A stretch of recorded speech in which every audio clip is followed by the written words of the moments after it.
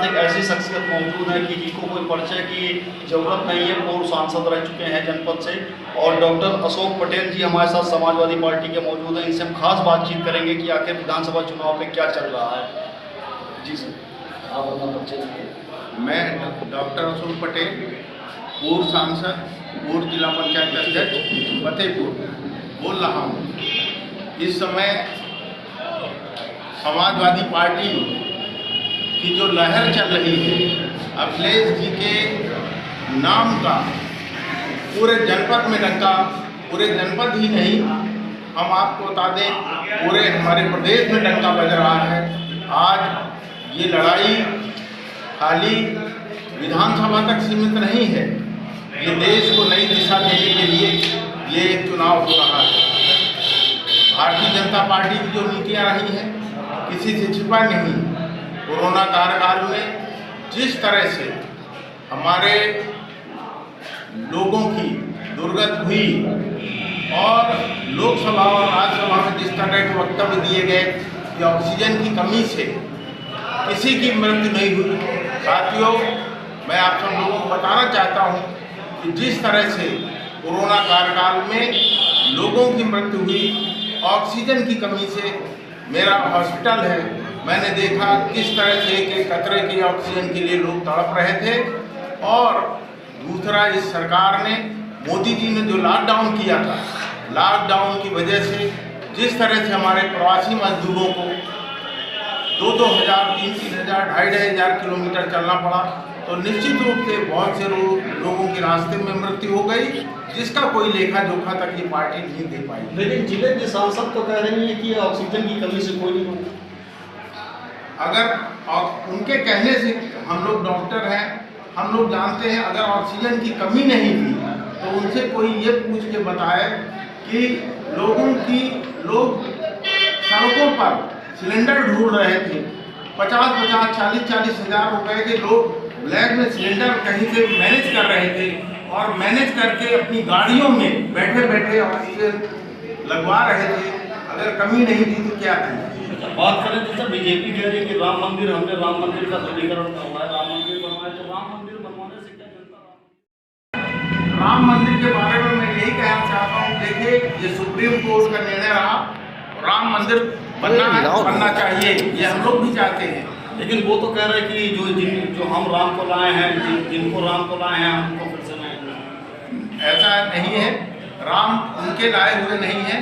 राम राज की जो उन लोगों ने कल्पना की थी, आज लोग भूख प्यास से तड़प रहे हैं।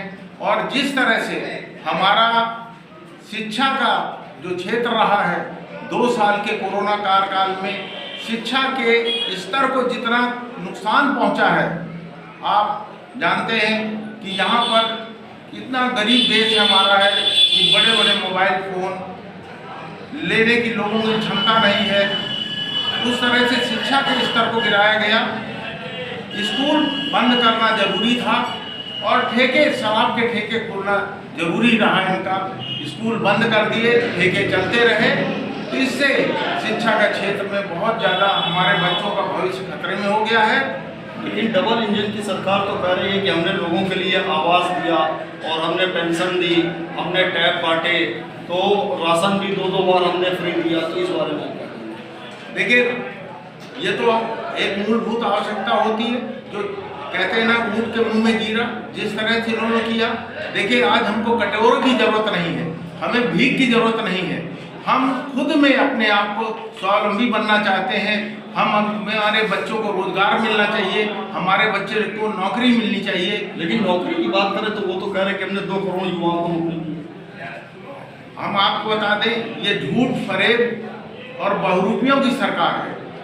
मुझे तो ये लगता है कि ये सरकार में जो बैठे हुए डबल इंजन के लोग हैं, ये शायद ही कभी सोते समय ही, मुझे तो लगता है कि कोई सच बात बोल देते हो, नहीं तो जितनी बात बोलते हैं ये बराबर एकदम झूठ पे झूठ बोले जाते हैं। और जब 100 बार झूठ बोला जाता है तो लोग उसको सच समझने लगते हैं, ये मेरा विश्वास है। लेकिन वो कह रहे हैं कि बीजेपी के कार्यकर्ता कह रहे हैं और बीजेपी के जो योगी बाबा बैठे हैं कि हमारे राज्य में गुंडा राज खत्म हुआ, पुलिस कायदे से काम कर रही है, खनन माफियाओं पे हमने रोक लगाई और वो माफियाओं को चुनी करके उनकी संपत्ति ये एक वर्ग विशेष के ऊपर जो लोगों ने कार्रवाई की है, उसके अलावा कुछ नहीं। आप देख लीजिए हमारा फतेहपुर जनपद में अपराध में कितनी तेजी से बढ़ोतरी हुई, रोज मर्डर हो रहे हैं। ये लोग कहते हैं कि अपराध में कमी हुई, आप बलात्कार पे देख लीजिए, हमारा अगर इंडेक्स आप देखेंगे तो निश्चित रूप से हमारे यहाँ बलात्कार की घटनाएं पहले वाली सरकार की तुलना में कहीं बहुत ज़्यादा हैं और मर्डर भी ज़्यादा से ज़्यादा हुए हैं। ये खाली झूठ फरेब से कानून व्यवस्था को अच्छा बता रहे हैं। हम लोगों के हिसाब से कानून व्यवस्था एकदम खराब रही और भ्रष्टाचार तो चरम सीमा पर रहा। जो काम लोग 500 रुपये में करा लेते थे, 5-5 हज़ार रुपये में लोग काम नहीं करा पा रहे और हर स्तर पर जो करप्शन रहा उसको कोई सीमा नहीं रही। और ये हम आपको बता दें, ये चुनाव भारतीय जनता पार्टी के लोगों को ये मान लीजिए कि आखिरी कील जैसे कहते हैं लगा ठोक दी जाती है। ये इनके जाने का समय आ गया है। योगी जी गोरखपुर चले जाएंगे और गोरखपुर में ही अपना मंदिर में पूजा पाठ करें, यही उनके लिए उचित स्थान है। अच्छा, अखिलेश जी की अगर सरकार आती है तो क्या भाजपा सरकार में जो आप लोग आरोप लगा रहे हैं कि भारतीय जनता पार्टी के कुछ लोग गुंडे हैं, इनके ऊपर क्या कर रहा है? हम लोग देखिए, जो लोग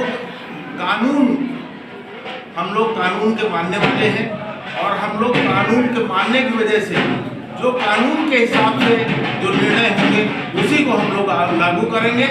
अखिलेश जी एक योग्य मुख्यमंत्री हैं, पढ़े लिखे व्यक्ति हैं, वो बदले की भावना से कोई काम नहीं करते हैं, नियम के हिसाब से काम करेंगे और यहाँ की आम जनमानस को खुशहाली के रास्ते में ले जाने का काम करेंगे। ये बहुत धन्यवाद। जैसा आप लोगों ने देखा कि सपा के पूर्व सांसद हमारे साथ मौजूद थे, उन्होंने खास बातचीत बताया और उत्तर प्रदेश में